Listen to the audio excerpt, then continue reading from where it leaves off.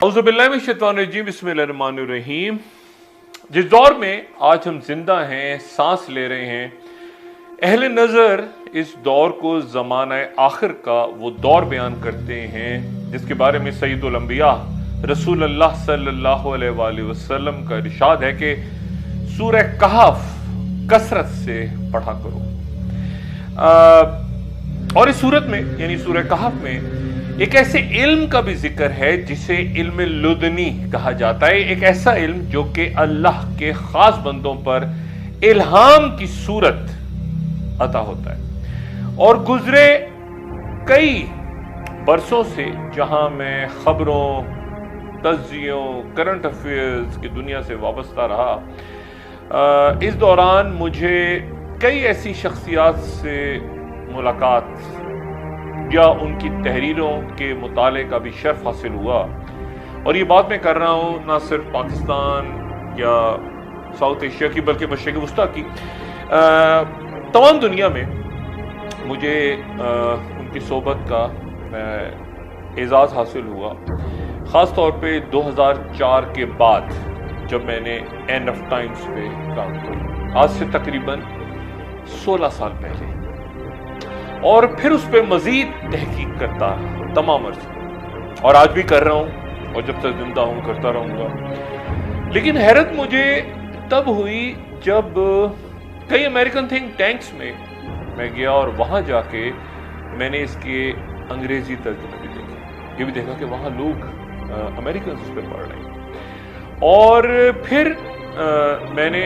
मशरिक़ वस्ता में जब मैं गया और सफ़र किया और लोगों से मुलाकातें की तो इल्म हुआ कि इसका इब्रानी ज़बान में भी और फ़ारसी ज़बान में भी और अरबी ज़बान में भी इसका तर्जुमा हुआ और इसको लोगों ने पढ़ा। ये प्रोग्राम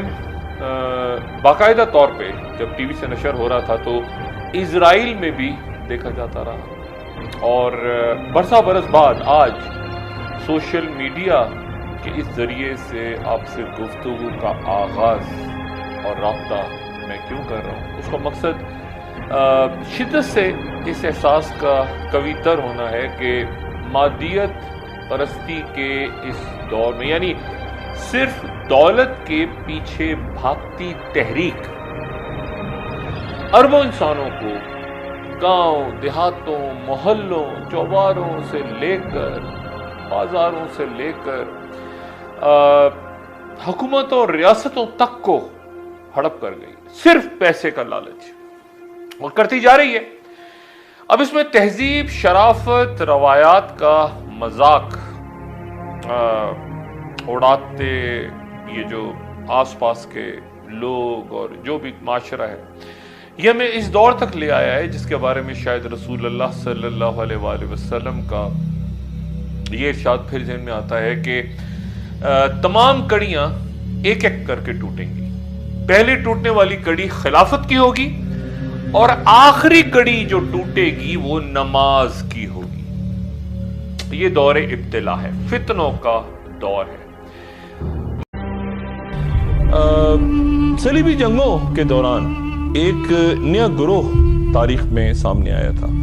बहुत उभर के, और उसे टेम्पलर्स या नाइट टेम्पलर्स कहते थे। ये यूरोप के वो इंतहाई सख्त, गीर और जंगजू ईसाई सरदार हुआ करते थे जिन्होंने नाकाबिले तस्खीर मुसलमानों के खिलाफ तमाम यूरोप के सरदारों को न सिर्फ ये कि जंगों का हौसला दिया बल्कि कश्तो खून का एक ऐसा बाजार गर्म कर दिया उस दौर में कि एक तरह से नया दौर भी शुरू कर दिया जो आज भी कई सदियां गुजरने के बाद किसी न किसी अंदाज में जारी है। और उनके अकायद के मुताबिक तब तक जारी रहेंगे वो तमाम मार्के, वो तमाम जंगें, वो तमाम तनाज़ात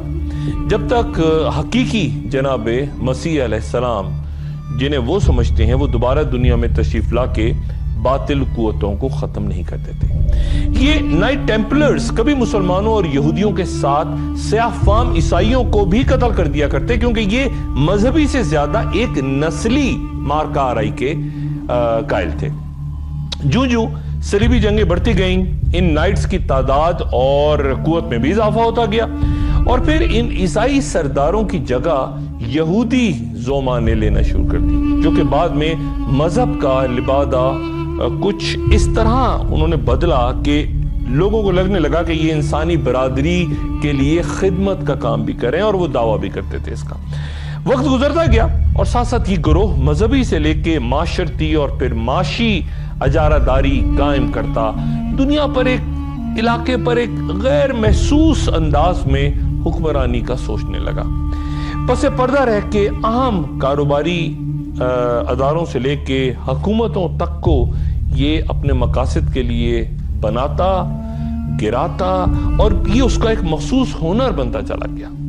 یہ سوال بڑا اہم ہے کہ انہوں نے خود کو نائٹ ٹیمپلرز یا شروع میں ٹیمپلرز کیوں کہا؟ یہ کس چیز کی حفاظت کر رہے تھے، کس لیے کر رہے تھے، اور کس کے کہنے پہ کر رہے تھے؟ محققین کا کہنا ہے کہ یہ شروع میں صرف 12 ہوا کرتے تھے، 12 ٹیمپلرز،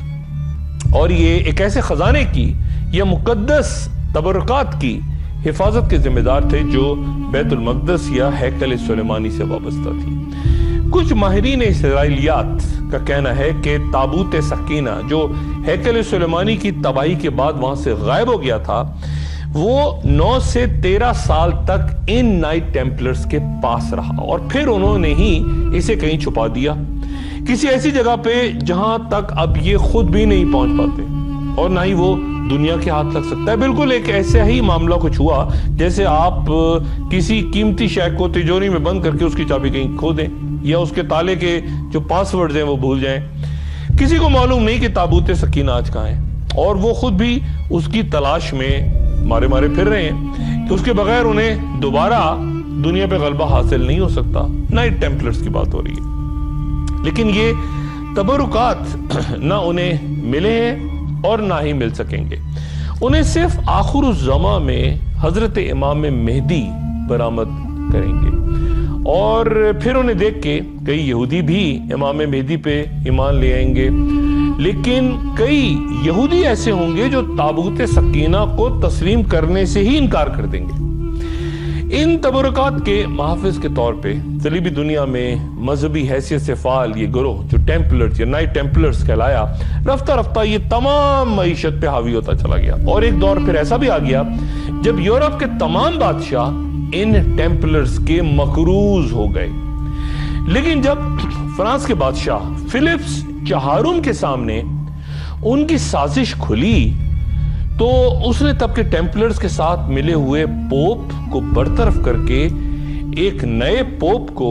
ٹیمپلرز کے تمام معاملات کی چھان بین انویسٹیگیشنز کا حکم دے دیا، اور پھر جو حقائق سامنے آئے وہ انتہائی خطرناک تھے۔ چنانچہ تمام ملک میں ٹیمپلرز کو گرفتار کر کے ان کی سرگرمیوں، ان کی تنظیموں پر پابندی لگا دی گئی۔ پھر جب تمام رائے عامہ یورپ کی ان کے خلاف ہو گئی، پورے یورپ میں عوام ان کے خلاف کھڑے ہو گئے، پھانسیاں، قیدیں، سزائیں، تو انہوں نے پھر اس کے بعد ایک نیا سبق سیکھا، اور وہ یہ کہ ایک ہی ہاتھ میں قوت اور اقتدار خطرناک ہو سکتا ہے، اسی لیے اسے تقسیم کر دیا جائے۔ میں ذاتی طور پہ اس نظریے کو تسلیم نہیں کرتا، لیکن بہت سے یورپی مورخین جنہوں نے اس گروہ کی تاریخ پہ گہرا مطالعہ کیا ہے اور کئی کتابیں بھی لکھی ہیں، وہ کہتے ہیں کہ دنیا میں آج جو یہ نیا جمہوری نظام لایا گیا ہے وہ ان کے اسی نظریے کے مطابق ہے جو کہ بادشاہت کے متبادل تھا، کیونکہ ان کی برادری نے محسوس کیا تھا کہ زیر زمین یا پس پردہ رہ کے تمام نظام پر گرفت رکھنا زیادہ مناسب ہے۔ فرانس کے بادشاہ فلپس چہارم سے بچ کے کئی ٹیمپلر جو تھے وہ اسکاٹ لینڈ پہنچ گئے تھے، اور انہوں نے وہاں رفتہ رفتہ خود کو مضبوط کر لیا تھا، لیکن بالکل پس منظر میں رہ کے کہ لوگ انہیں بھول جائیں، فراموش کر دیں۔ 1717 عیسوی میں یہ ٹیمپلرز جب دوبارہ یورپ میں ابھرے، سامنے آئے، تو ان کی شناخت بدل چکی تھی۔ وہ ٹیمپلرز نہیں تھے بلکہ اب وہ فری میسنز کہلاتے تھے، اور ٹیمپلرز کے کئی نئے گروہ یعنی فری میسنز کا پہلا برطانیہ کے شاہی خاندان کا رکن پرنس ویلز فریڈرک تھا۔ جس کے بعد برطانیہ کے کئی بادشاہ، ملکائیں، شہزادے، شہزادیاں، امرا، لارڈز، وہ تمام کے تمام اس تنظیم کا باقاعدہ حصہ بنتے گئے اور اتنا زیادہ اس میں ملوث ہو گئے کہ سابق برطانوی وزیر اعظم چرچل کو بھی کئی برطانوی فری میسن ہی کہتے ہیں۔ نئی شناخت اور گروہ میں معاشرے کے قداور لوگ اور مخیر حضرات بڑے پیمانے پہ چونکہ آتے گئے اور اس کے نتیجے میں یہ تنظیم فری میسنز پہ بہت منظم ہو گئی۔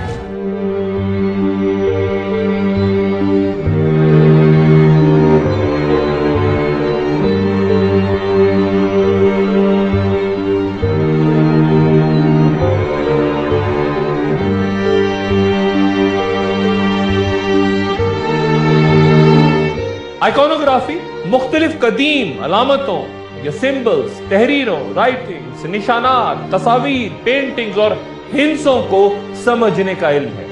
خصوصاً جب قدیم عبادت گھروں میں یہ پیغامات پہنچانے کا اہم ذریعہ ہوا کرتے تھے۔ آج بھی مشہور و معروف شخصیات کو آئیکون کہا جاتا ہے، یہ بھی قدیم زبان میں تصویر کو کہا جاتا ہے۔ 2009 میں اس سلسلے کی دوسری فلم اینجلز اینڈ ڈیمنز سامنے آئی۔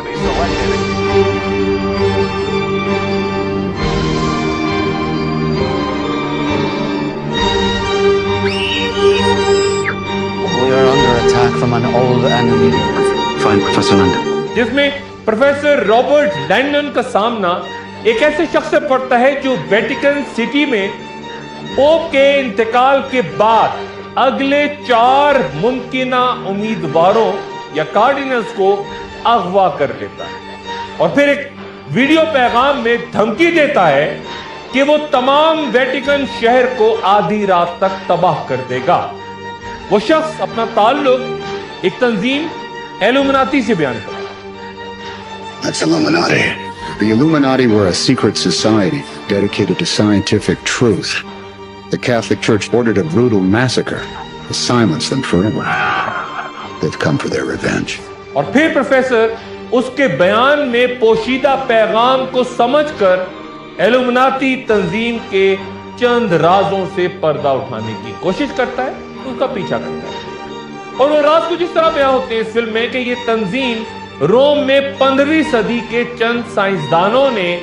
یا جدیدیت پسندوں نے گرجے یا چرچ کی بڑھتی ہوئی قوت کے خلاف بنائی اور نتیجتاً مضبوط عیسائی مذہبی پیشواؤں نے ان جدیدیت پسند روشن خیال لوگوں یعنی ایلومناتی کے خلاف ظلم و ستم کے اتنے پہاڑ توڑے کہ مجبوراً انہیں زیر زمین رہ کے اپنی سرگرمیوں کو انسانیت کی بھلائی اور مذہب کی مکمل اجارہ داری کے خلاف جاری رکھنی۔ اس طرح ایک متبادل ایلومناتی گرجا گھر وجود میں آ گیا۔ وہ روم سے فرار ہو گئے اور مختلف گروہوں کی صورت منظم ہوتے رہے، جن میں سے ایک فری میسنز تنظیم بھی تھی۔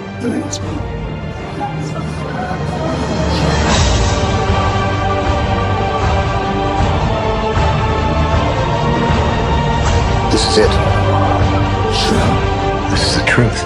اور پروفیسر لینڈن کے مطابق امریکن کرنسی یا ڈالر پر بھی ایلومناتی تنظیم کی کئی علامات، مثلا ایک تکون کے اندر آنکھ اور احرام یا پیرامڈز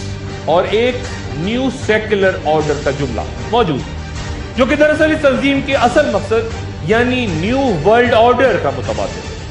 کیا آپ جانتے ہیں کہ یہ الفاظ نیو ورلڈ آرڈر سب سے پہلے کس شخصیت نے کہاں استعمال کیے تھے اپنے خطاب میں؟ For 2 centuries, we've done the hard work of freedom, and tonight we lead the world in facing down a threat to decency and humanity. What is at stake is more than one small country. It is a big idea. A new world order.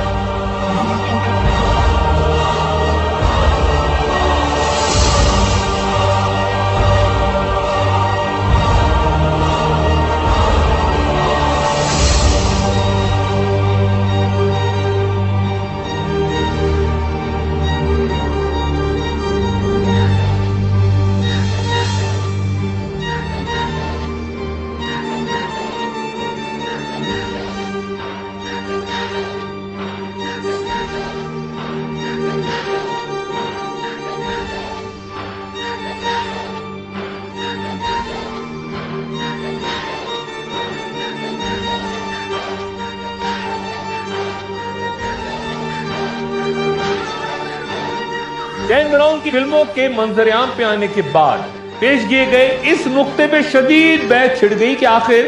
اس انتہائی پراسرار اور صدیوں سے زیر زمین کام کرتی مضبوط تنظیم ایلومناتی، جس سے ماضی و حال کی وہ اہم ترین شخصیات وابستہ رہی ہیں، جو کہ ایک عرصے سے فعال، آج مضبوط تر ہو کے دنیا بھر کے سیاسی، عسکری، معاشی اور معاشرتی نظام پر اپنی گرفت مضبوط کر چکی ہیں، انہیں ان فلموں اور ناولوں میں مظلوم اور گرجے کے انتقام کا نشانہ بننے والے جدید خیالات کے حامی افراد کے طور پہ کیوں دکھایا جا رہا ہے؟ کیا یہ مذہب اور سائنس کا ٹکراؤ تھا یا ہے، یا پھر یہ انسانیت اور شیطانیت کا تصادم تھا اور ہے؟ اور تاریخی طور پہ جو اہم ترین حقائق نظر انداز کر دیے گئے اور تاریخی طور پہ کئی غلط بیانیاں بھی کی گئیں، ان میں سے اہم ترین یہ کہ یہ تنظیم ایلومناتی 15ویں صدی میں نہیں بلکہ 1776 عیسوی میں اس گروہ نے تشکیل دی جن کا بانی جرمنی کے علاقے بویریا کا ایک یہودی پروفیسر ڈاکٹر ایڈم ویریشاپف تھا۔ اور اہم ترین نقطہ یہ کہ یہ گروہ دجال کو اپنا مسیحا یا نجات دہندہ سمجھتا ہے۔ پروفیسر ویریشاپف نے اس تنظیم کا نام ایلومناتی رکھا، جو کہ لفظ لیوسیفائر سے اخذ کیا گیا ہے۔ انجیل کے مطابق اس لفظ کا مطلب ہے روشنی کو حد سے زیادہ اٹھانے والا اور حد سے زیادہ ذہین، یعنی در حقیقت انجیل اور توریت دونوں میں یہ نام ابلیس یا شیطان کو دیا گیا ہے۔ اس تنظیم کو قیام کے وقت اس بات کا یقین تھا کہ صرف وہی دنیا پہ حکمرانی کرنے کے اہل ہیں۔ اس کے قیام کے وقت یہ بھی طے کر لیا گیا تھا کہ اس میں صرف نچلے درجے یا آرڈرز پہ وابستہ ہونے والے افراد کو یہ بتایا جائے گا کہ ان کا مقصد انسانی نسل کو قوم، حیثیت اور پیشے سے بالا تر ہو کے خوشحال خاندان میں تبدیل کرنا ہے۔ اس کام کے لیے ان سے ایک حلف نامہ بھی لیا جاتا ہے، جو کہ بڑی حد تک فری میسنز کے حلف نامے کی طرح ہے کہ جب تک کارکنوں کی وفاداری کو جانچ نہیں لیا جاتا اس وقت تک وہ ایلومناتی میں شامل نہیں ہو سکتے، اور جب تک کوئی کارکن تنظیم کے اندرونی حلقے تک نہیں پہنچ جاتا اسے تنظیم کے اصل مقاصد کا علم نہیں ہوتا، جو کہ 6 ہیں، یعنی تمام مذاہب کا خاتمہ، تمام منظم حکومتوں کا خاتمہ، حب الوطنی کا خاتمہ، تمام ذاتی جائیداد کا خاتمہ، خاندانی ڈھانچے کا خاتمہ، اور نیو ورلڈ آرڈر یا ایک بین الاقوامی حکومت کا قیام، جسے آپ ایک عالمی دجالی حکومت بھی کہہ سکتے ہیں۔ اس منصوبہ بندی کو جرمنی کے پروٹسٹنٹ عیسائی حکمرانوں کے ہاں خوب پذیرائی ملی، جو کہ بہرصورت کیتھولک چرچ کی تباہی چاہتے تھے۔ چنانچہ انہوں نے اس تنظیم میں شمولیت اختیار کی اور ساتھ ہی وہ فری میسنری کا تجربہ بھی لے آئے، جو کہ ٹیمپلرز کے آغاز کے دور سے ان کے پاس تھا۔ اور پھر 16 جولائی 1882 کو ولہمزاد کے ایک خفیہ اجلاس میں فری میسنری اور ایلومناتی کے درمیان ایک خاموش اتحاد قائم ہو گیا، جس کے نتیجے میں تمام زیر زمین تنظیموں سے وابستہ 30 لاکھ افراد نے اس مشن پہ کام کرنا شروع کر دیا، جس میں آج وہ بڑی حد تک کامیاب ہیں۔ اور اس اجلاس میں کیا فیصلے ہوئے ان کو مکمل طور پر تو شاید دنیا کبھی نہ جان سکے، لیکن ایک فری میسن ٹام دی ویرا سے جب اس کے بارے میں پوچھا گیا تو اس کا مختصر جواب یہ تھا کہ میں اسے تمہارے سامنے ظاہر نہیں کر سکتا، لیکن اتنا ضرور بتا سکتا ہوں کہ یہ بہت سنگین ہے، اس سے کئی سنگین جتنا تم تصور کر سکتے ہو۔ اس سازش کے جال کو اس طرح بنا گیا ہے کہ بادشاہتوں، حکومتوں اور گرجا گھروں سمیت تمام عبادت خانوں کا اس سے بچنا ناممکن ہے۔ لیکن کیا آج کہ ان ایلومناتی کا تعلق ہزارہا سال پہلے مصر میں بسے ان لوگوں سے بھی تھا جن کے دور میں اہرام مصر پراسرار انداز میں تعمیر ہوئے؟ گڈری بادشاہوں کا وہ دور جس کے بارے میں تاریخ نہ کچھ بیان کرتی ہے اور نہ ہی آج کی جدید ترین سائنس یہ بتاتی ہے کہ کیا ایلومناتی کا تعلق حضرت یعقوب علیہ السلام کے اس دور سے تھا بہت سی باتیں ایلومناتی اور اس دور کے مصری قوم کے رسم و رواج، ان کی عبادتوں، ان کے طریقہ کار سے